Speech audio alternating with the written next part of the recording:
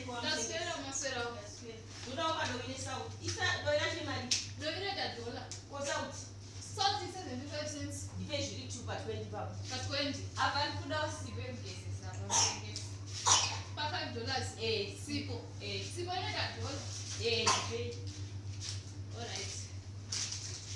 Doira South. Dollar ni 5 cents. Saka mari awa ndatora ichi. Imagine kwa 5 ni baba. Inokuwedzera hii.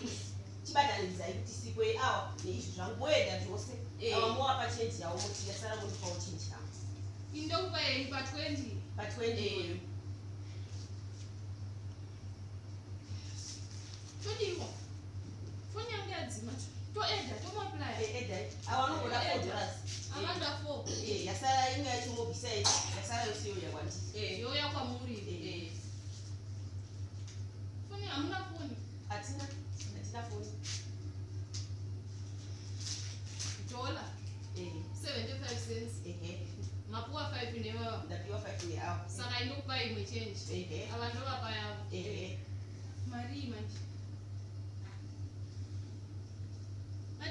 Maji. Apa dollar. Aiwa mondi viringidza dzosera nei madzeni. Vadzosere 5 yao. 20 handina change. Wewe. Atina doika na sauti wewe. Mozo ina mochi ya mwene za la para za. Mozo tuo.